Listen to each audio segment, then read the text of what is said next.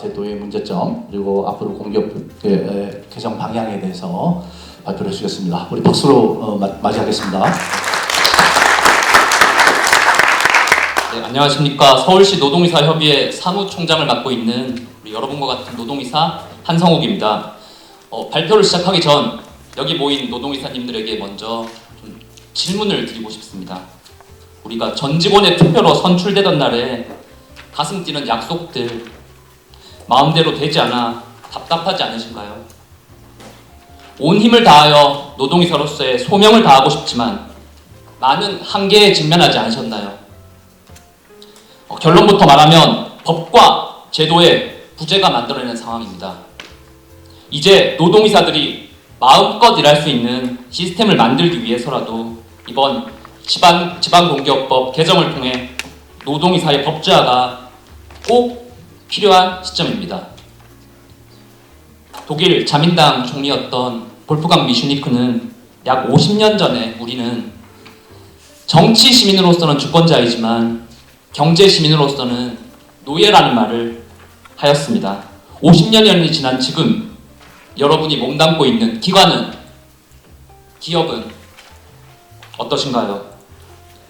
과연 우리는 경제 시민으로서 주권자인가요? 저는 단언코 아니라고 말하고 싶습니다.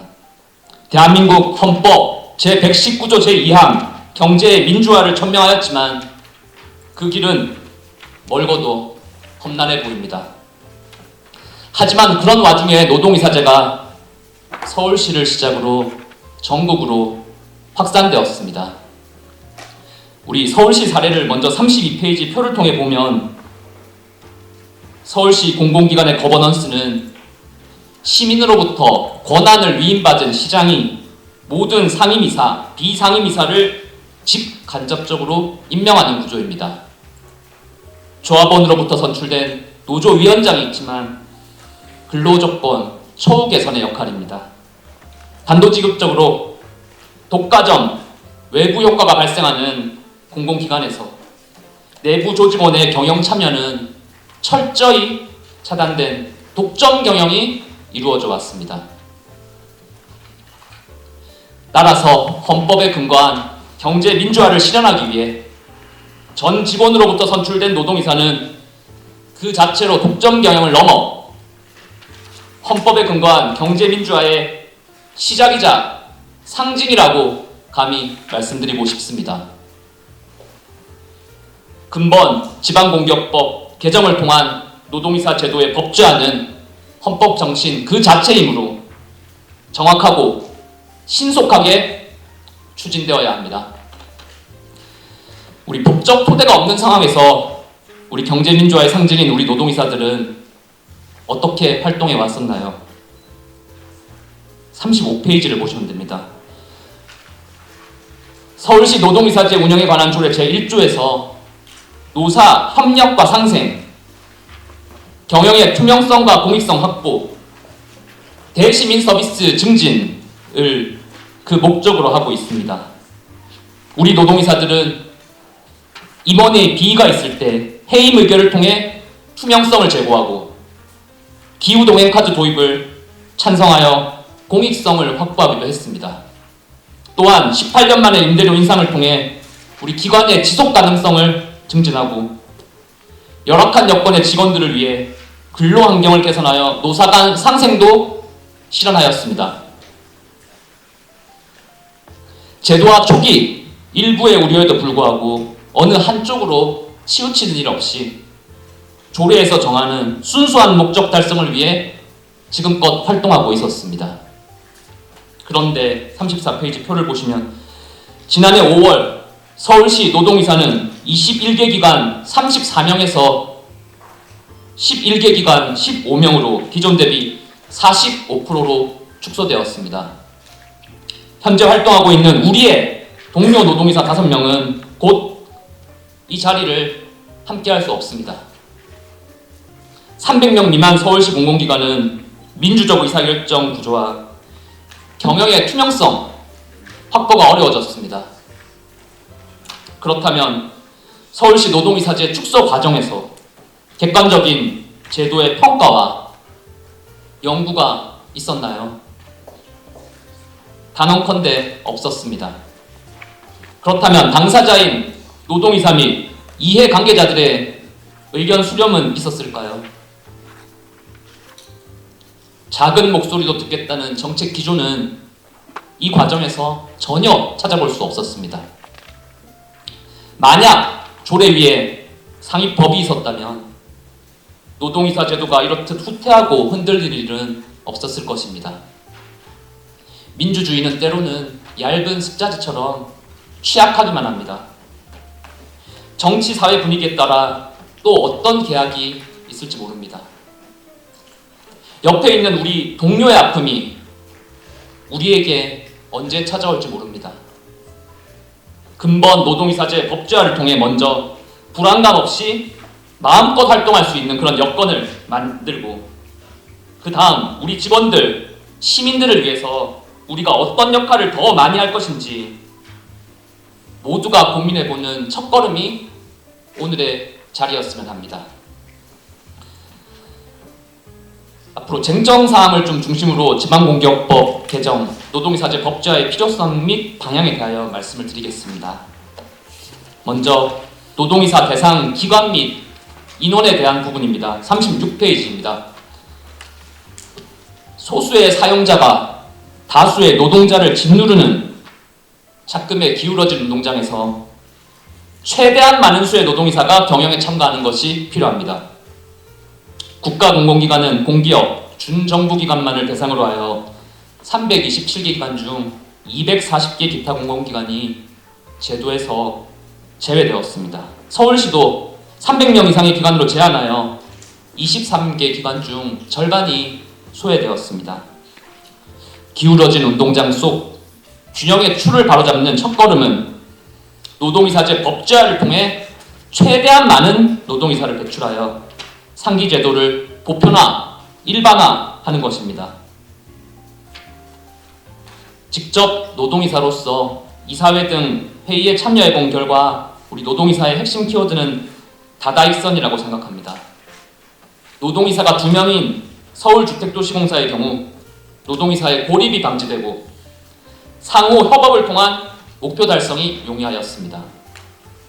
또한 상호 보완 및 견제도 가능하여 노동이사가 스스로 도태되는 상황도 방지할 수 있었습니다.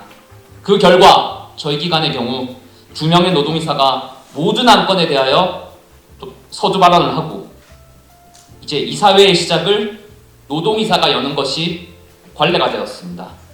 추후 지방공기업법을 개정하고 시행령 지침을 만들 때도 노동이사의 다다익선, 이 키워드는 고려되어야 할 것입니다. 일정 규모 이상 기관의 경우 노동이사 2명, 그 외에는 노동이사 1명과 예비 노동이사 1명, 총 2명이 이사회에 참석할 것을 제안합니다. 다음은 38페이지 노동조합 탈퇴 의무조항입니다. 여기 노동조합에서도 많이 오셨는데요. 확실한 법 제도의 부재는 악의 연대기를 만들어 나가고 있습니다.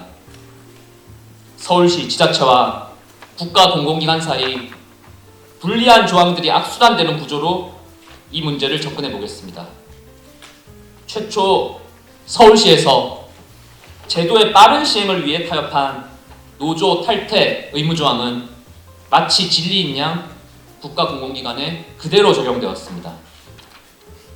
그리고 공문법에서 300명 미만의 기타 공공기관을 제외한 규정은 다시 서울시로 돌아와 300명 미만 서울시 공공기관이 노동이사 제도에서 또 소외되었습니다.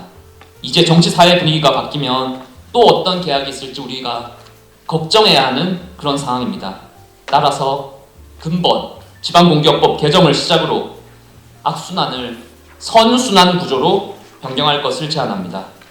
지방공기업법 개정안에서 노조 탈퇴 의무 조항을 삭제하고 이를 공문법으로 확산하여 다시 공문법에서 더 좋은 개선안을 발굴하면 이를 지방공기업법으로 한류하는 순차적인 법제화가 필요해 보입니다. 다음은 39페이지 노동이사의 권한에 대한 내용입니다. 국가, 서울시 모두 비상임이사와 동일한 권한을 가진다고 규정하지만 우리 현실은 무늬만 이사라는 표현이 적절해 보입니다. 이번 법 개정 시 최소 비상임 이사의 모든 권한을 회복하고 더 나아가 감독 이사로서의 정당한 권한을 확보해야 합니다. 이사회에서 논의되는 안건은 매우 제한적입니다. 노동이사는 정책 선도가로서의 역할을 감당해야 하고 경영진을 벗어난 새로운 의제를 설정해야 하기에 이사회 안건 부의권은 필수입니다. 다음 임원추천위원회 위원으로 참여해야 합니다. 저는 이 부분 경제민주화 차원에서 특히 중요하다고 봅니다. 정치 지도자는 우리 손으로 뽑으면서 우리의 1터, 3터의 지도자를 뽑는 일은 참여하지 못하는 상황은 문제가 많습니다. 최소 노동이사가 임추위의 위원으로 참여하여 직원들의 의견을 대변하는 것이 감시와 견제의 첫걸음일 것입니다. 그리고 감독이사 역할을 잘 수행하기 위해서는 감사 청구권, 기관장 해임 요청권 필수입니다. 공훈법에 해당 조항이 있습니다. 지방공기업법에도 감사 청구권 등을 포함하는 것은 무리가 없어 보입니다.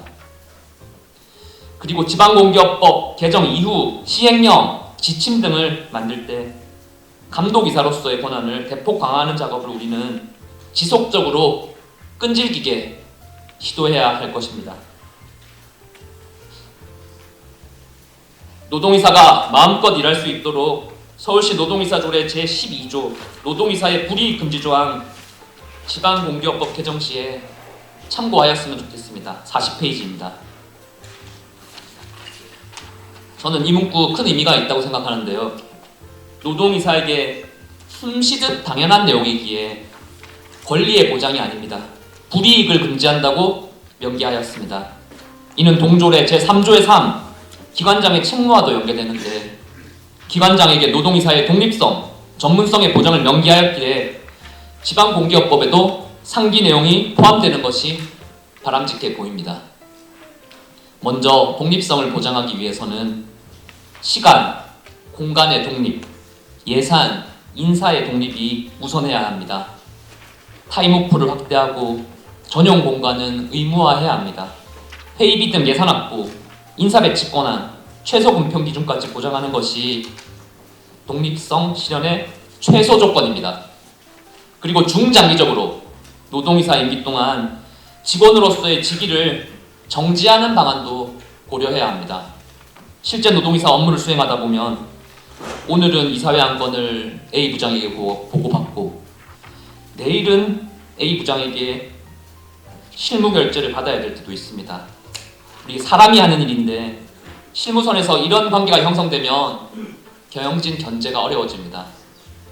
아니, 우리의 정체성이 사라집니다. 독립성 보장을 기관장, 더 나아가 시장, 대통령의 책무로 상향하고 독립성을 보장할 수 있는 추가적인 장치를 하위 법령으로 마련해야 합니다. 연속하여 기관장의 책무 중 전문성의 보장 항목입니다. 41페이지입니다. 이사회에 참석해서 발언해야 하는 이사이기에 교육, 정보 제공을 통해 전문성을 키우는 것 최소한의 기본 조건입니다.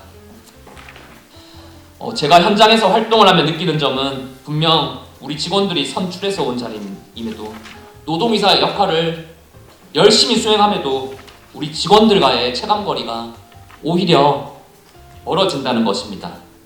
이제 이사회 외에 다양한 노동이사 활동 무대를 확장하고 의무를 추가하여 직원들의 지지를 얻어내고 이를 바탕으로 노동이사 직무 개발을 추진하는 방안을 지방공기업법 개정 시 논의해야 합니다. 중장기적으로는 적정한 조직, 인력, 예산을 가지는 상임이사, 노동이사가 되는 것이 전문성의 완성이라고 생각을 합니다.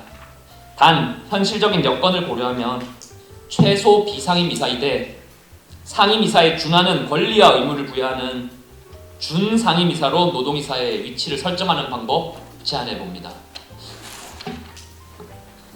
다음 42페이지 표는 노동이사제 법제화 방향을 고민하며 만든 표인데 딱 두 가지만 말씀을 드리겠습니다. 서울시에서는 임기 종료 후에 부서 배치까지도 고려하고 근무평정 시 최소 기준도 만들었습니다. 그리고 기타 조례 지침상 규정하지 않은 사항은 노사협의로 결정합니다. 또한 시장, 기관장의 책무를 규정하고 특히 기관장은 노동이사의 독립성, 전문성을 보장해야 한다는 것입니다. 지방공기업법 개정에도 참고하셨으면 합니다.